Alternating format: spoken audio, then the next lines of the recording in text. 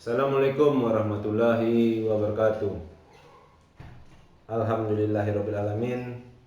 Puji syukur atas kehadirat Allah Subhanahu wa taala, atas nikmat dan izinnya lah saya bisa menyampaikan materi ini.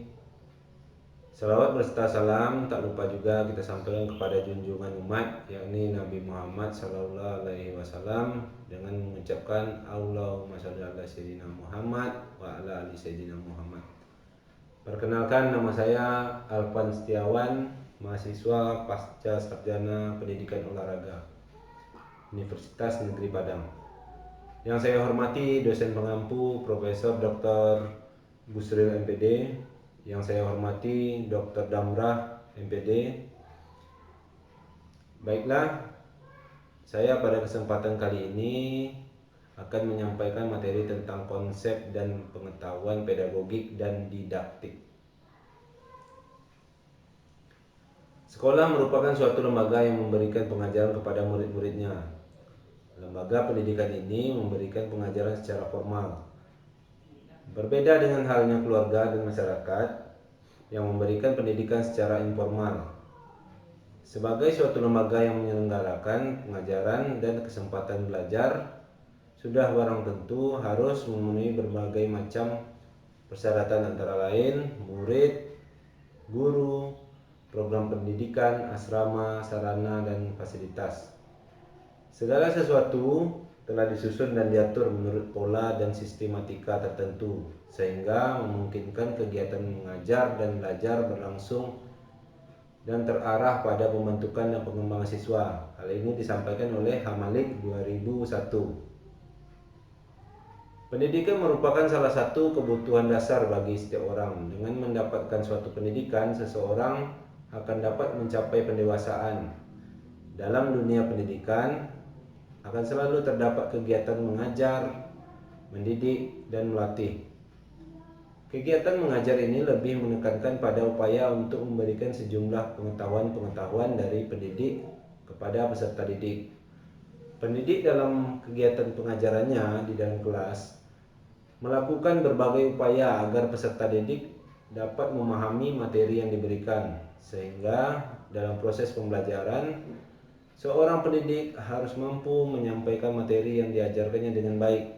Untuk dapat mewujudkannya, selain menguasai materi-materi pelajaran dengan baik, pendidik juga harus memiliki cara-cara pengajaran yang baik agar materi yang diajarkan dapat diterima peserta didik dengan baik. Salah satu upaya yang dapat dilakukan seorang pendidik agar bisa memberikan suatu pengajaran yang profesional adalah dengan mempelajari ilmu didaktik. Didaktik merupakan suatu ilmu tentang mengajar. Didaktik merupakan suatu ilmu yang berdiri atau memiliki disiplin sendiri. Hal ini dikemukakan oleh Hamalik 2001. Untuk itu perlu diketahui dasar-dasar dari ilmu didaktik ini sendiri. Ada beberapa rumusan masalah dari uraian yang saya tadi. Pertama, bagaimana konsep pedagogik? Kedua, apa pengertian pedagogik?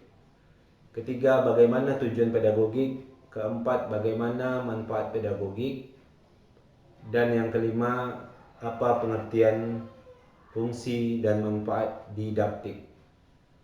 Adapun tujuan dari penyampaian materi kali ini adalah untuk mengetahui konsep pedagogi, pengertian pedagogik, tujuan pedagogik, manfaat pedagogik, serta mendeskripsikan pengertian, fungsi, dan manfaat didaktik. Tujuan pertama yaitu konsep pedagogik. Pedagogik merupakan ilmu yang membahas pendidikan, yaitu pendidikan anak. Pedagogik sangat dibutuhkan oleh seorang guru karena guru bukan hanya untuk mengajar, tetapi untuk menyampaikan atau menginformasikan pengetahuan di sekolah, melainkan memberikan tugas untuk mengembangkan kepribadian anak didiknya secara terpadu. Guru juga harus mengembangkan mental anak didiknya dan keterampilan sehingga ia mampu untuk menghadapi permasalahannya. Menurut Sadullah 2018 halaman 2 menyatakan bahwa pedagogik adalah ilmu yang mempelajari masalah, membimbing anak ke arah tujuan tertentu agar mampu mandiri untuk menyelesaikan masalah dalam hidupnya. Sedangkan menurut Langeveld dalam Sarifuddin dan Kurniasih 2008 halaman 8, pendidikan dalam arti yang hakiki ialah proses pemberian bimbingan dan bantuan rohani kepada orang yang belum dewasa, dan mendidik adalah tindakan dengan sengaja untuk mencapai tujuan pendidikan. Pendidikan dalam arti khusus hanya dibatasi sebagai usaha orang dewasa dalam membimbing anak yang belum dewasa untuk mencapai kedewasaannya. Setelah anak menjadi dewasa dengan segala cirinya, maka pendidikan dianggap selesai. Pendidikan dalam arti khusus ini menggambarkan upaya pendidikan yang terpusat dalam lingkungan keluarga, dalam arti tanggung jawab keluarga. Berdasarkan uraian tadi bahwa yang menjadi objek kajian pedagogi adalah pergaulan pendidikan antara orang dewasa dengan anak yang belum dewasa. Konsep pedagogi ini merupakan suatu pendidikan anak yang didapatkan dari seorang guru untuk dapat mengembangkan kepribadian anak didiknya agar dapat melatih dan mengembangkan mental anak didik juga keterampilannya sehingga seseorang anak mampu untuk menghadapi permasalahannya. Yang kedua, pengertian pedagogik. Istilah pedagogik dalam bahasa Belanda pedagogie, bahasa Inggris pedagogi, berasal dari dua kata dalam bahasa Yunani kuno, yaitu paidos yang berarti anak dan agogos yang berarti mengantar, membimbing, dan memimpin. Dari dua kata tersebut terbentuklah beberapa istilah yang masing-masing memiliki arti tertentu. Istilah-istilah yang dimaksud yakni pedagogos atau pedagogik, pedagogia, dan pedagogik. Menurut Langeveld dalam Sarifuddin dan Kurniasih 2008 halaman 8, pendidikan dalam arti yang hakiki ialah proses pemberian bimbingan dan bantuan rohani kepada orang yang belum dewasa, dan mendidik adalah tindakan dengan sengaja untuk mencapai tujuan pendidikan. Dengan demikian, pendidikan adalah suatu upaya yang dilakukan secara sengaja oleh orang dewasa untuk membantu atau membimbing anak atau orang yang belum dewasa agar mencapai kedewasaan. Sementara pedagogik menurut Sadullah dalam Hongfeld 2018 halaman 2 adalah ilmu yang mempelajari masalah membimbing anak ke arah tujuan tertentu, yaitu supaya ia kelak mampu secara mandiri menyelesaikan tugas hidupnya. Pedagogik sebagai ilmu sangat dibutuhkan oleh guru, khususnya guru taman kanak-kanak atau TK dan guru sekolah dasar atau SD, karena mereka akan berhadapan dengan anak yang belum dewasa. Tugas guru bukan hanya mengajar untuk menyampaikan, mentransformasikan pengetahuan kepada anak di sekolah, melainkan guru mengemban tugas untuk mengembangkan kepribadian anak didiknya secara terpadu. Dari penjelasan di atas, yang dimaksud dengan pedagogi adalah suatu ilmu atau seni mendidik yang mempelajari tentang ilmu anak untuk membimbing dan mendidik anak, atau ilmu dan seni mengajar supaya ia kelak mampu secara mandiri menyelesaikan tugas hidupnya. Selanjutnya, tujuan pedagogik. Suatu pembelajaran dikatakan memberi manfaat apabila mempunyai tujuan. Tujuan pembelajaran tercapai yang akan memberikan keberhasilan proses belajar mengajar. Untuk mendapatkan hasil positif sebagaimana diharapkan, perlu memperhatikan bahwa pedagogi mempunyai tujuan. Menurut Kurniasih dalam Padilla dan Lestari 2017 halaman 15, bahwa tujuan pedagogi adalah memanusiakan manusia dan menjadikan seseorang menjadi dewasa untuk kebahagiaannya dalam menjalani kehidupan di masa yang akan datang dan menjadikan seseorang menjalani hidup dengan bahagia. Berdasarkan pendapat Ali tadi, bahwa guru harus membimbing siswa yang belum dewasa dan memberikan suatu arahan terhadap peserta didik agar dapat menyelesaikan suatu masalah untuk menjalani kehidupan yang akan datang. Selanjutnya kita membahas manfaat pedagogi.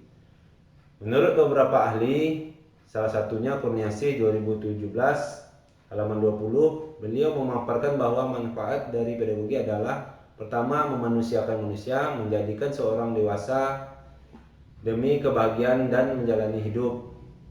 Kedua, agar anak di kemudian hari mampu memahami dan menjalani kehidupan dan kelak dapat menghidupi diri mereka sendiri, dapat hidup secara bermakna dan dapat turut memuliakan kehidupan.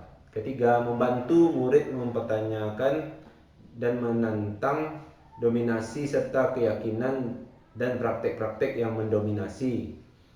Dan yang keempat, mengembangkan kepribadian siswa yang lebih sehat. Berdasar pemaparan tadi, dapat kita simpulkan bahwa manfaat dari pedagogi yaitu menjadikan anak yang belum dewasa menjadi dewasa dengan hidup mandiri dan hidup yang dapat bermakna.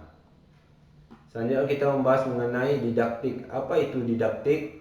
Kata didaktik sampai sekarang masih digunakan oleh guru-guru. Istilah itu berasal dari benua Eropa, tepatnya di benua Eropa Barat. Orang Belanda membawanya ke Indonesia dan akhirnya sampai sekarang terus dipergunakan. Di luar negeri seperti Amerika, mereka mempergunakan istilah lain yaitu istilah teaching curriculum dan audiovisual aids untuk pengertian pengajaran, rencana pengajaran, dan alat bantu pengajaran. Selain itu, sering pula digunakan istilah learning untuk pembuatan belajar murid.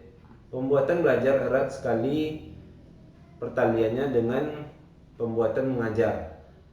Karena itu, teaching dan learning satu sama lain saling berkaitan dan saling menunjang. Demikian pula masalah kurikulum dan audiovisual aids satu sama lain tidak dapat dilepaskan, namun para ahli membicarakan dengan kekhususan tertentu dengan sudut peninjauan yang berlainan.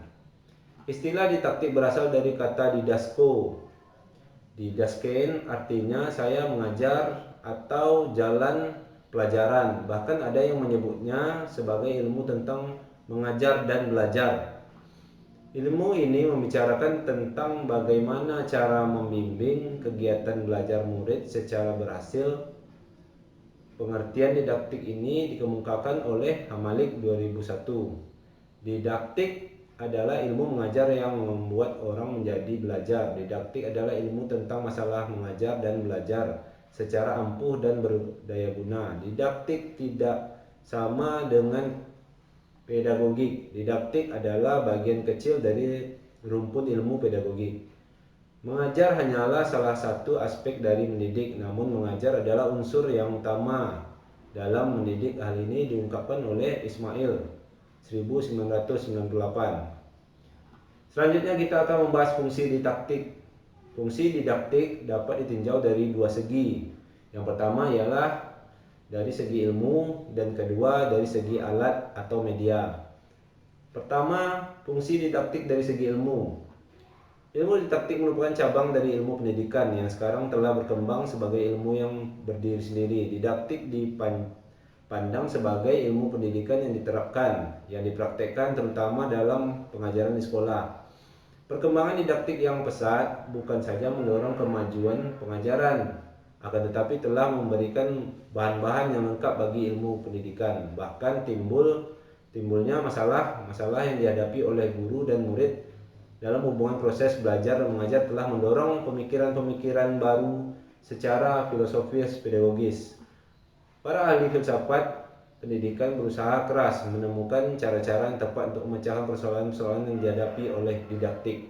Pengalaman-pengalaman para pendidik, guru, orang tua, dan masyarakat telah memberikan bahan-bahan yang berguna bagi para ahli pendidikan, sehingga mereka menciptakan konsep baru dalam bidang didaktik. Hal ini dapat kita buktikan dengan sistem pendidikan yang dicetuskan dan dicobakan oleh para ahli tersebut. Kemudian yang kedua, fungsi didaktik dari segi alat.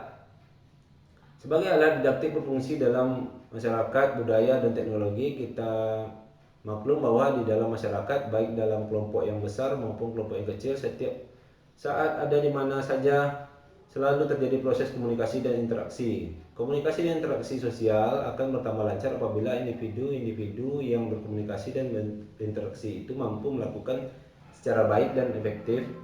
Sebagai contoh, hubungan percakapan antara dua orang akan lebih bergairah apabila orang-orang itu menguasai teknik berbicara yang baik.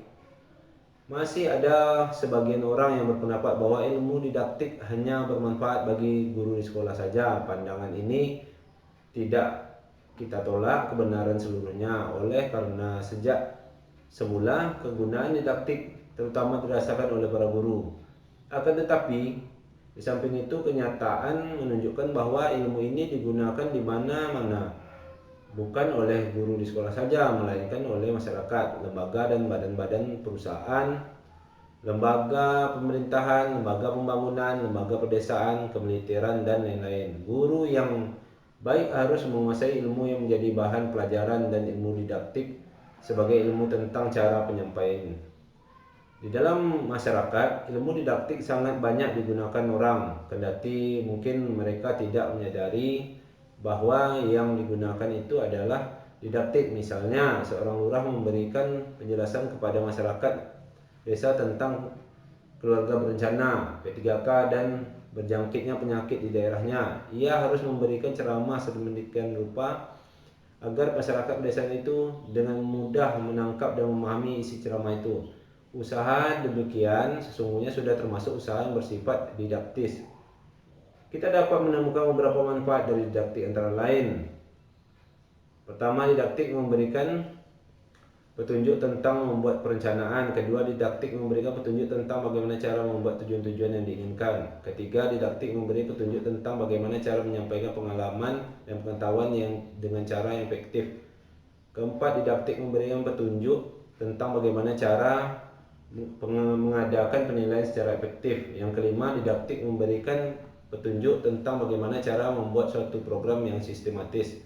Dan yang keenam, didaktik memberikan petunjuk tentang apa yang perlu dilakukan oleh masyarakat dan orang tua guna membantu berhasilnya pekerjaan sekolah sebagaimana disampaikan oleh Hamalik 2001. Dari pembahasan kami tadi dapat kita tarik beberapa kesimpulan. Yang pertama, pedagogik merupakan ilmu yang membahas pendidikan, yaitu pendidikan anak. Pedagogik sangat dibutuhkan oleh seorang guru. Oleh karena itu, guru bukan hanya untuk mengajar, tetapi untuk menyampaikan atau menginformasikan pengetahuan di sekolah, melainkan memberikan tugas untuk mengembangkan kepribadian anak didiknya secara terpadu. Kemudian yang kedua, didaktik merupakan ilmu tentang mengajar. Fungsi didaktik dapat ditinjau dari dua segi. Yang pertama ialah dari segi ilmu dan kedua dari segi alat atau media. Ilmu yang digunakan di mana-mana, bukan oleh guru di sekolah saja, melainkan oleh masyarakat, lembaga, badan perusahaan, lembaga pemerintahan, lembaga pembangunan, lembaga pedesaan, kemiliteran, dan lain-lain. Demikianlah penyampaian materi saya kali ini tentang konsep dan pengetahuan pedagogik dan didaktik. Semoga dengan menyampaikan materi ini dapat menambah wawasan dan khazanah ilmu untuk kita semua dan terkhususnya untuk kami sendiri.